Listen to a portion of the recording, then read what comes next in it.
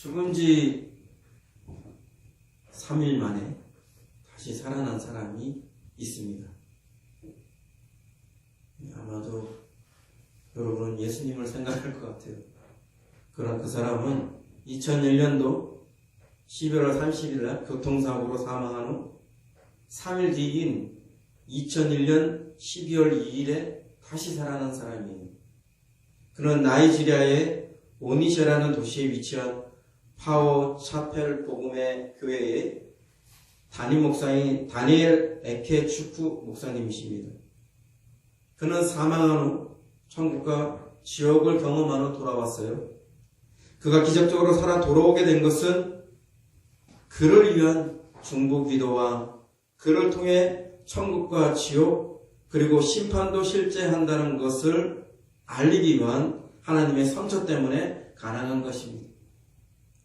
특히 그 목사님은 이미 불타는 지옥에서 지옥행 판결을 기다리고 있던 중이었어요. 지옥의 현장에서 천사가 말했습니다. 다니엘, 당신이 본 이곳 지옥은 당신이 받을 몫이 될 것입니다. 다니엘은 떨리는 목소리로 반박했어요. 아니에요. 나는 목사예요. 나는 거듭났어요. 저는 이 나라 여기저기를 다니며 설교했고 이건 있을 수가 없어요. 저는 안 돼요. 천사가 말했습니다. 됐어요. 다니엘, 당신이 병원에서 기다리고 있을 때 당신의 아내가 용서해달라고 간구했습니다. 하지만 당신은 부인을 용서하지 않았어요. 당신의 죄는 용서받지 못할 것입니다. 이것은 심은 대로 거두는 것에 대한 것입니다. 당신은 부인을 용서하지 않았는데도 하나님께 당신은 용서받게 된다는 식이죠. 다니엘은 그제야 알게 되었습니다. 천사가 그 말을 했을 때 그의 영 깊은 곳에서 천사가 한 말을 인정할 수밖에 없었습니다. 바로 자기에게 내려진 그 심판이 사실이라는 것을. 그래서 그는 자기 부인을 용서하지 않아서 자신이 용서받지 못했다고 천사가 말했을 때 그는 계속 울부짖으며 소리쳤습니다. 그는 완전히 패닉 상태였습니다. 멘붕 그런 상태였습니다. 다행히 살아난 것이 큰 은혜였어요. 그렇지 않고 남아있었다면 그는 지옥에서 영원히 고통받는 처지가 되었을 것입니다. 이렇게 말씀드리면 어떤 분은 구원받고도 용서하지 않았다고 지옥에 갈 수 있냐? 그렇게 성경에 나오냐고요? 이렇게 의문을 가질 분도 계실 것입니다. 정말 용서하지 않으면 구원받을 수 없는 것일까요? 제대로 살펴보겠습니다. 첫 번째, 조건적으로 내가 누군가를 용서하지 않으면 하나님도 나를 결단코 용서할 수 없습니다. 내가 용서해야 하나님도 용서할 수 있습니다. 내가 용서하지 않으면 하나님도 나를 용서할 수 없습니다. 이것은 조건적인 것입니다. 하나님은요, 나를 사랑하셔서 나를 불쌍히 여겨서 나를 위해 용서할 마음이 다 되어 있어요. 용서할 모든 것을 다 가지고 있어요. 그런데 내가 누군가를 용서하지 않으면, 내가 누군가에 대해서 용서하는 마음이 없으면 그는 그 용서가, 하나님으로 받은 그 용서가 취소되고 사라져버려요. 그가 회개한 사람일지라도, 그가 믿는 사람일지라도, 그래서 구원받은 사람일지라도 그가 누군가를 용서하지 않은 사람이 한 사람이라도 있습니다. 그가 받은 죄 용서와 구원은 취소되고 무효가 됩니다. 이것은 예수님에게 구원의 능력이 있다는 것과 나에게 구원받을 믿음이 있다는 것과는 전혀 상관없는 별개의 문제예요. 하나님의 용서는 나의 용서를 전제로 합니다. 그건 제외할 수 없는 필수 조건입니다. 하나님은 용서한 자, 용서하기로 작정한 자를 용서하시지, 용서하지 않는 자를 용서하지 않습니다. 그것이 하나님의 정의고 공정한 것입니다. 하나님 용서할 수 없는 나를 용서하셨는데 정작 그런 나는 누군가를 용서하지 않는다는 것은 이율배반적이고 불의한 것이기 때문입니다. 성경 말씀이 많이 나와 있어요. 오늘 본문 말씀도 나와 있죠. 마태복음 6장 14절 15절 너희가 사람의 잘못을 용서하면 너희 하늘 아버지께서 너희 잘못을 용서하려니와 너희가 사람의 잘못을 용서하지 아니하면 너희 아버지께서도 너희 잘못을 용서하지 아니하시리라. 마가복음 11장 25절 서서 기도할 때 아무에게나 혐의가 있거든 용서하라. 그리하여야 하늘에 계신 너희 아버지께서도 너희 허물을 사하여 주시리라 하시니라. 누가복음 6장 37절 비판하지 말라 그리하면 너희가 비판을 받지 않을 것이요 정죄하지 말라 그리하면 너희가 정죄를 받지 않을 것이요 용서하라 그리하면 너희가 용서를 받을 것이요. 누가복음 11장 4절 우리 주기도문에서 말씀하는 것은 우리가 우리에게 죄 지은 모든 사람을 용서하오니 우리 죄도 사하여 주시옵고 우리를 시험에 들게 하지 마시옵소서 하라. 내가 진심으로 죄 용서받기를 원한다면 나도 다른 사람의 죄를 용서해야 합니다. 그것이 나를 용서하신 분의 조건적인 요구인 것입니다. 다른 모든 죄는 예수의 피로 해결할 수 있습니다. 그러나 내 스스로가 용서하지 않는 마음을 버리지 않는다면 용서하지 않는 죄를 예수의 피로 해결할 수도 없고 용서하지 않는 죄를 가지고 천국에 들어갈 수도 없습니다.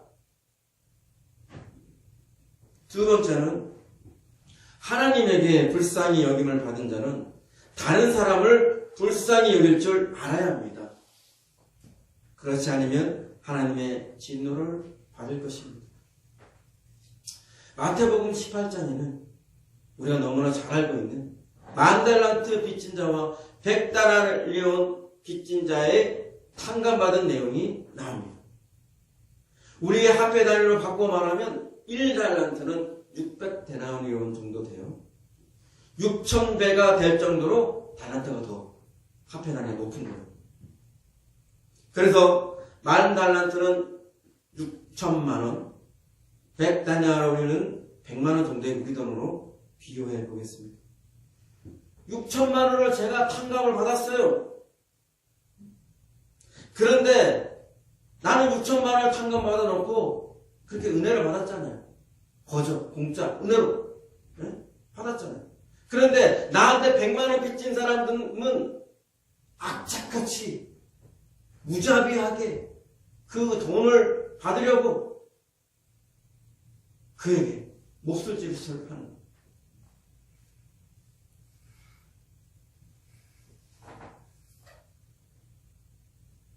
남에게 큰 빚을 졌다가 탕감을 받은 은혜를 받았다면 그도 남에게 인색하지 않고 받은 은혜대로 작은 빚을 탕감해 줄 줄 알아야 합니다. 그러나 결국 큰 자비를 받고도 자신은 무자비함으로 응수하여 그는 탕감받은 모든 것이 거꾸로 취소되고 있습니다. 그리고 마태복음 18장 30장 3절에서 큰 빚을 탕감해준 사람이 진노하여서 이렇게 지적하고 있습니다. 내가 너를 불쌍히 여긴과 같이 너도 네 동료를 불쌍히 여김이 마땅하지 아니하냐?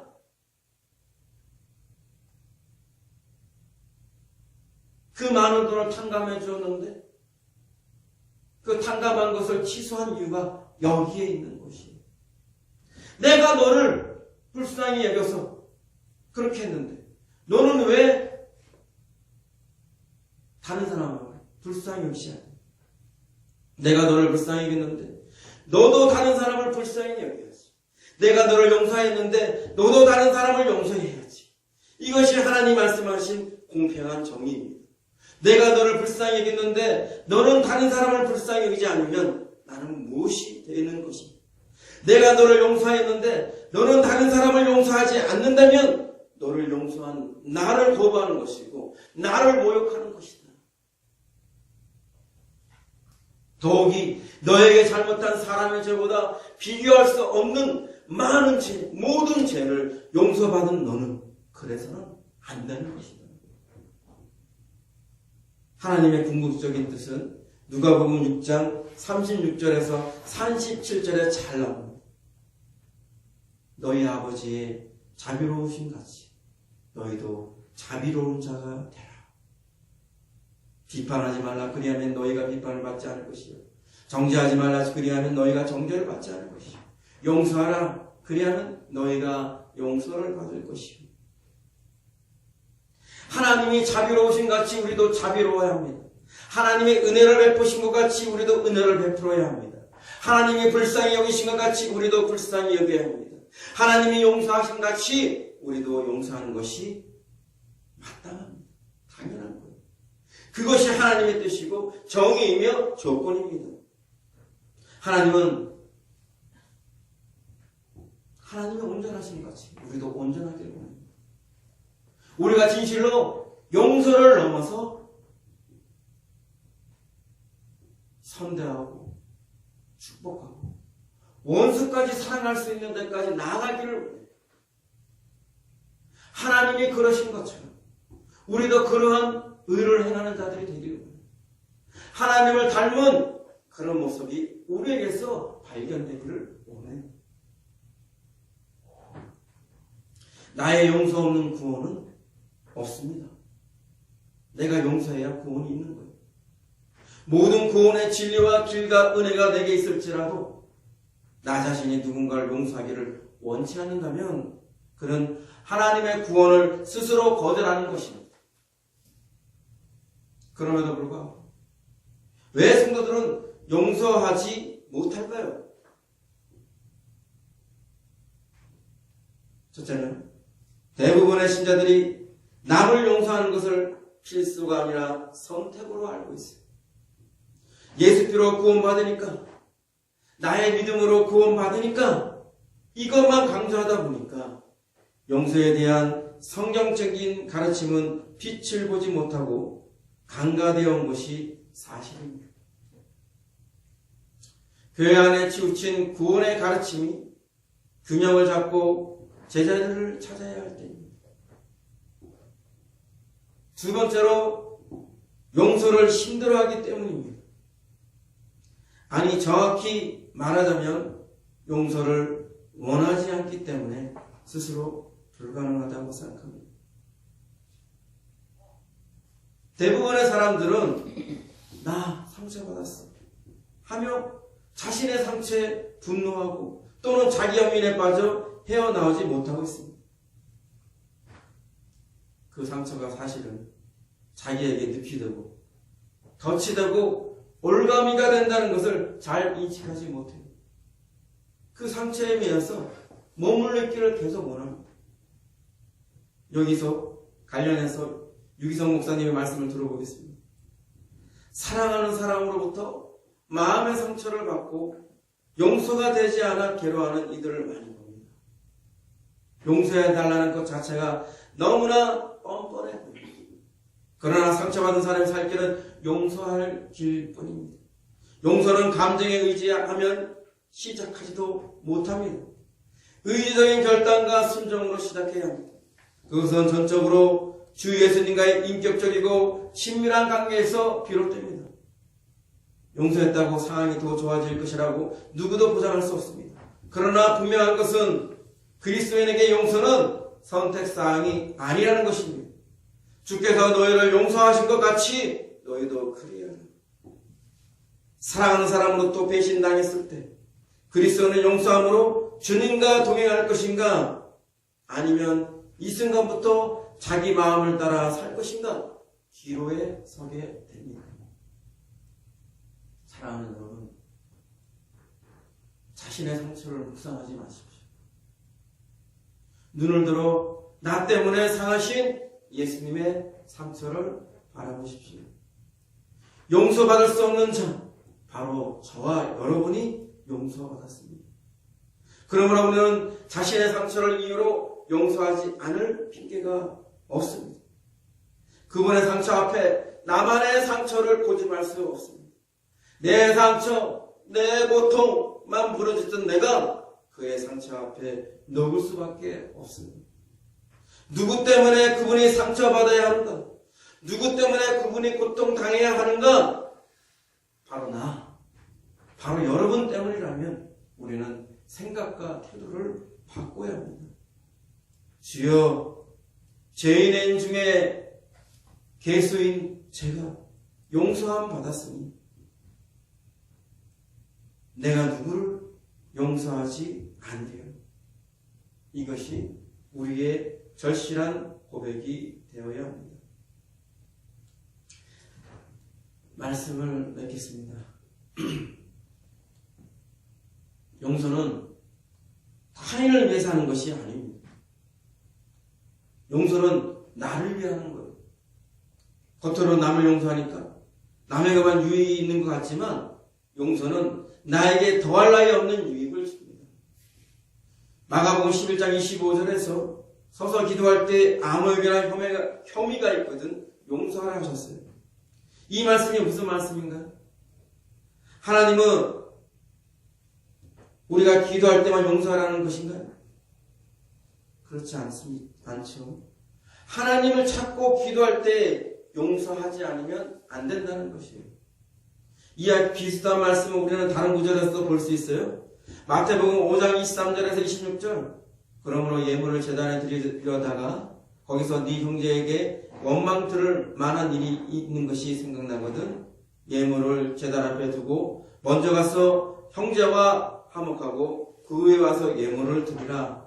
너를 고발하는 자와 함께 길에 있을 때에 급히 사와라. 그 고발하는 자가 너를 재판관에게 내어주고 재판관이 그 옥리에게 내어주어 옥에 가둘까 염려하라. 진실로 내게 이르노니 네가 한 푼이라도 남김이 없이 다 갚기 전에는 결코 거기서 나오지 못하리라. 간단하게 말씀드렸어. 하나님을 찾기 전에 용서하라. 하나님을 찾기 전에 화평하라는 거예요.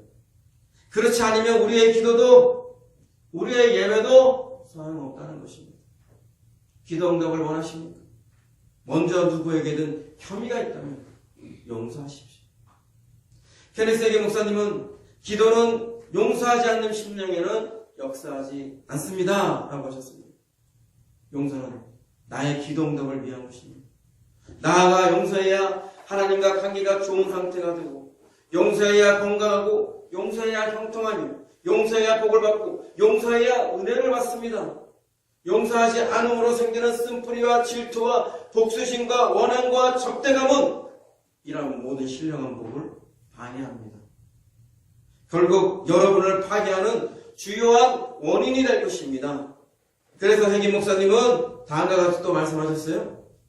용서치 못하는 마음과 원한을 내 마음에 두는 것을 나는 독약을 마시거나 방울뱀 다루는 것과 같이 매우 조심스럽게 되었다. 용서치 못하는 마음과 옳지 못한 감정들은 그 어떤 독약이나 방울뱀보다 더욱 치명적이다. 브라운 이언 아담스라는 분도 성령님한테 이런 음성을 들었다고 합니다. 아들아, 믿음은 나를 움직이지만 용서는 나의 권능을 풀어놓는다. 믿음은 하나님을 움직이고 용서는 능력을 풀어놓는다는 것입니다. 이것이 그가 주장하는 용서의 권능입니다. 사랑하는 성도 여러분, 이제 용서할 준비가 되셨습니까? 용서할 마음이 생기셨습니까?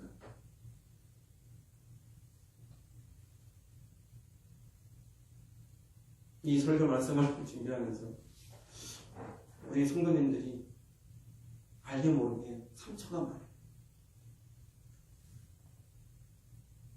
그 상처에 매여 있어서 그 상처를 준 사람에 대해서 호의적이지 않아요. 불편해. 안 좋은 감정이 남아있어요. 모르겠어요. 입술로는 나는 그 사람을 용서합니다. 난 용서하기를 원합니다. 이렇게 말할지는 모르겠지만 그 마음에 그 사람을 향한 다른 사람과 똑같은 공정한 마음이 없어요. 어리고 불편하고 괴롭고 상종하기 싫고 가까이 하기 싫고 그런 마음들이 숨어 있어요. 용서 때문에 용서하지 않아서 구원받지 못하고 지옥에 갈 수 있는데 우리 성도들 생각하면 어떻게 해야 하는 것인가? 어떻게 하면 이들이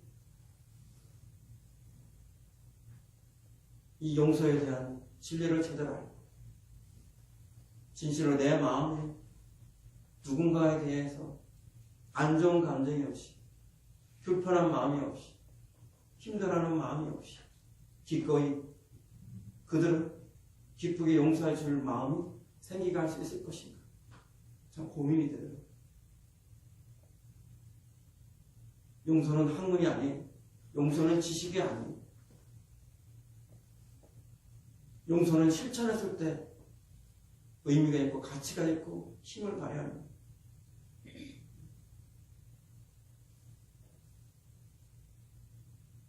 내 마음에 숨겨진 용서하지 않는 마음, 내 마음에 나도 제대로 인식하지 못했던 어떤 용서하지 않는 마음이 있다면 이 시간에 다 내려놓기를 바랍니다. 아직도 용서는 어렵다고 생각하십니까?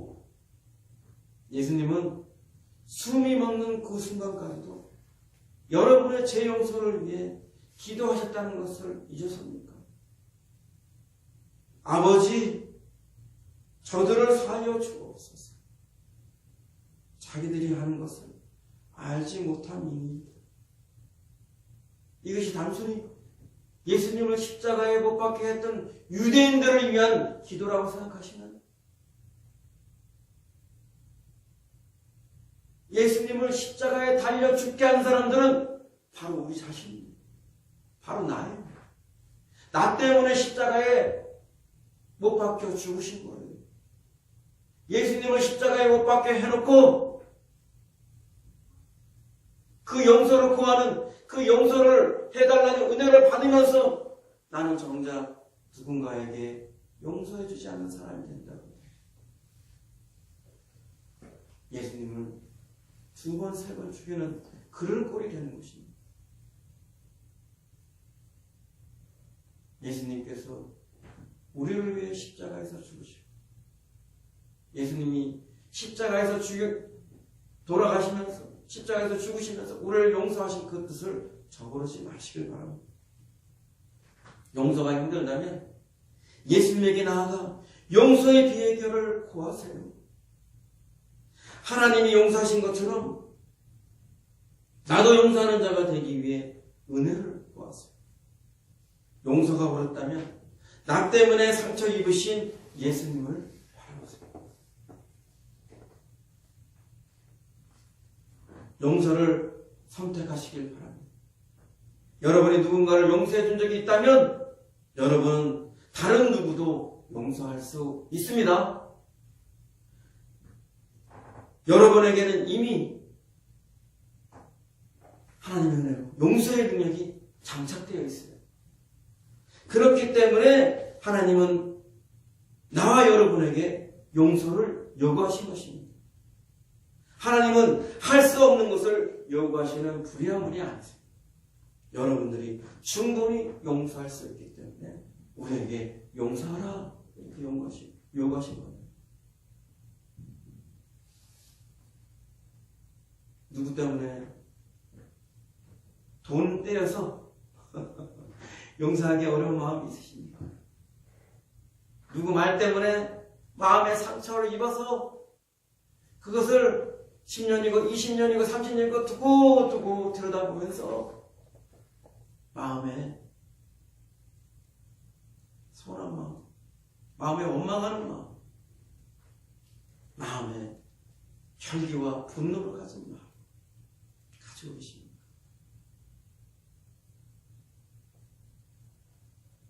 누구도 상상할 수 없고 누구도 이해할 수 없는 나만의 고통, 나만의 괴로움, 나만의 슬픔, 나만의 아픔, 나만의 어려움이 있어서 그래서 나는 다른 사람하고 달라. 나는 특별히 용서할 수 없는 그런 죄를 지었다고. 그런 죄로 인해서 고통당했다고. 용서하지 못하는 그런 마음을 아직도 가지고 계십니다.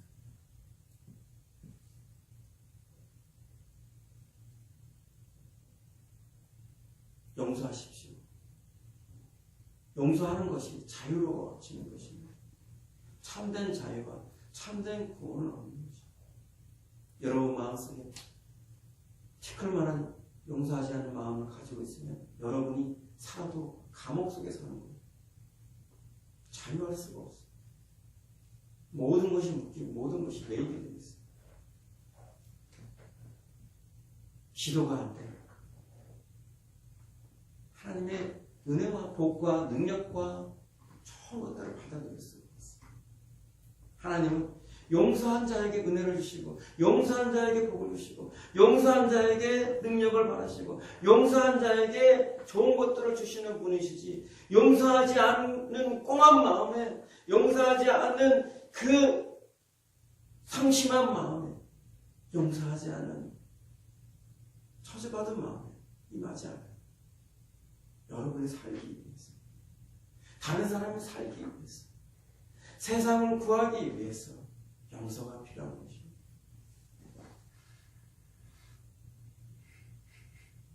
하나님의 모습 가운데서 하나님의 선하심이 없다면, 하나님의 자비하심이 없다면, 하나님의 용서하심이 없다면, 단순히 그의 공의와 정의만 강조되어 왔다면, 그것만이 있다면 우리는 어떻게 됐을 거예요? 어떻게든 우리는 그 기준에 도달할 수가 없어요.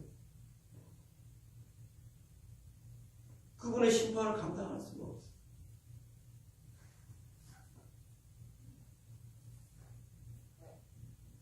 모든 법을 초월해서, 모든 기준을 초월해서, 모든 심판을 초월해서 하나님의 용서하심이 우리에게 임하였기 때문에 우리가 지금 존재하는 것입니다.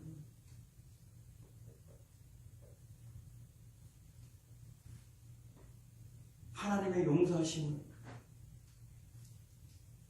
우리가 발휘해야 돼요. 하나님의 용서하심을 우리 안에 가져와야 돼요. 그래야 내가 살고 남이 살고 하나님도 기뻐하는 것입니다.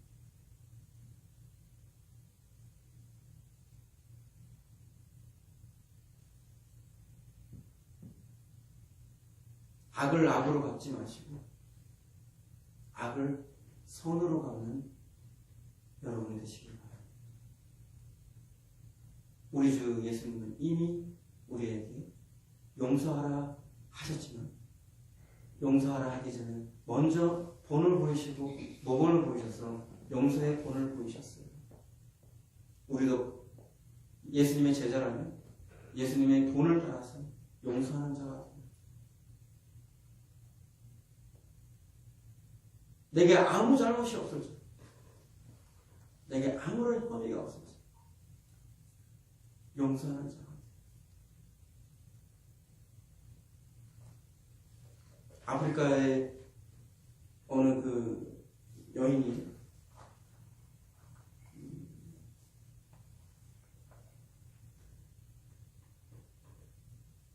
결혼식 날에 잠깐 밖에 나가다가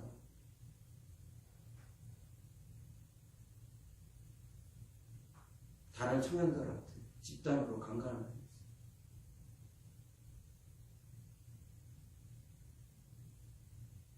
결혼식 날 행복하고 즐겁고 정말 좋은 날인데 그날에 그런 일을 당했어요.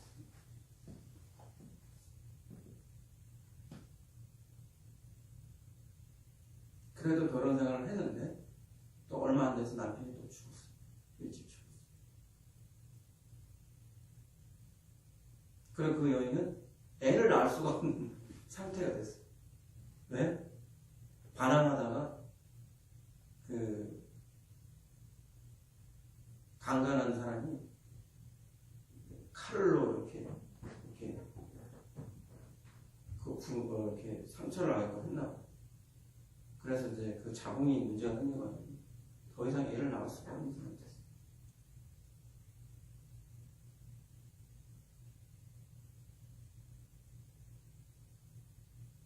그 여인이 마음이 얼마나 절망적이었어요. 얼마나 죽을 것 같겠어요.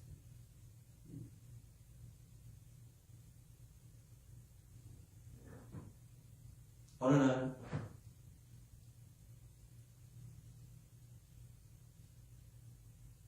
새가 이렇게 노래하는 걸 듣고 있었어요. 그 새가 이렇게 찾아왔다 노래하고 있는데 그 여인이 하나님한테 기도합니다. 하나님, 저 새들도 하나님이 돌보시는데 왜 나는 돌보지 않습니까?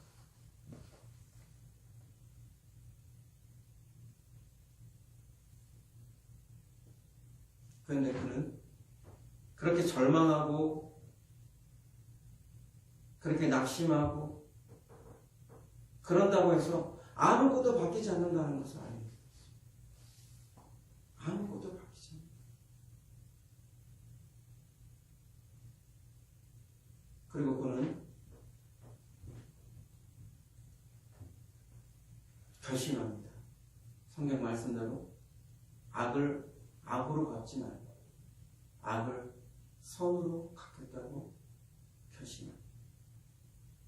그리고 그 이후로 자기와 같이 성폭행을 당하고 죽을 것 같은 그런 여인들이 있으면 그들을 위해서 봉사하고 그들을 도와주겠다고 결심하고 그들을 위해서 일을 해요. 그래서 목사님이 되셨어요. 그리고 새로 남편을 맞이하게 되고 기적적으로 애를 낳을 수 없다고 진단이 나왔는데 아이를 둘이나 낳게 됩니다.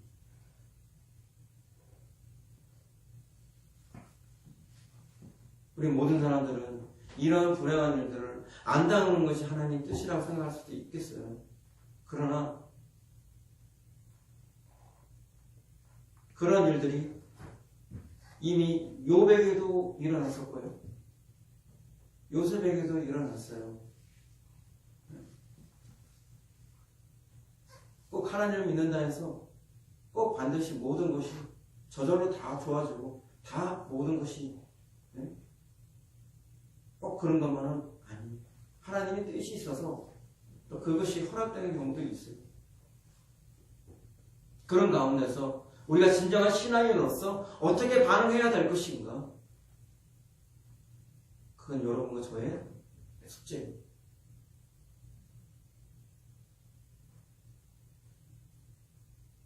나도 세상 사람들처럼 마음의 원함과 복수심과 적개심과 용서하지 않는 마음과 함께 그것을 가지고 갈 것입니다. 아니면 나는 하나님을 믿고 하나님을 따르는 사람이기 때문에 용서하지 않는 마음을 다 십자가에 못 박고 그럼에도 불구하고 하나님을 따라 용서할 것인가?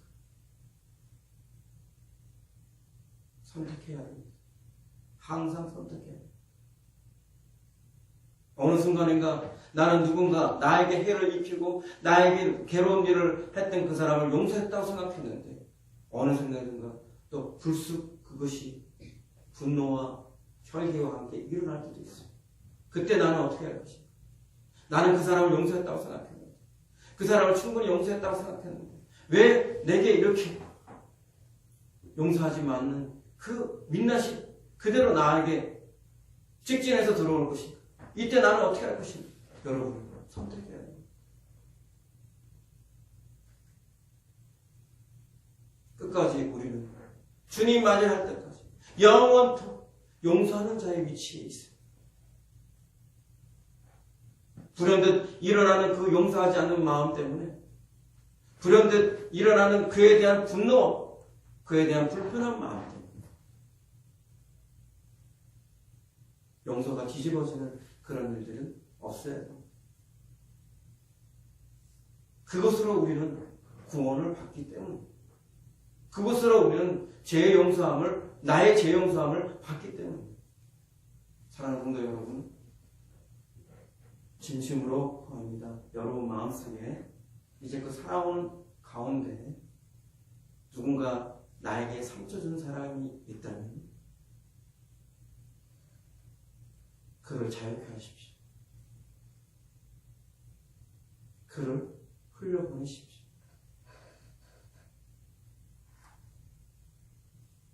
그리고 여러분 거기서 자유하고 나오십시오. 우리 주님의 상처를 바라보고 우리 주님의 용서하심을 바라보고 기꺼이 그들을 용서하고자 하는 결단을 용기를 내시길 바랍니다. 여러분 안에 털은만큼도 누군가에 대한 원한과 독수심과 적개심과 불편한 마음과 용서하지 않는 것이 있지 않기를 진심으로 바랍니다.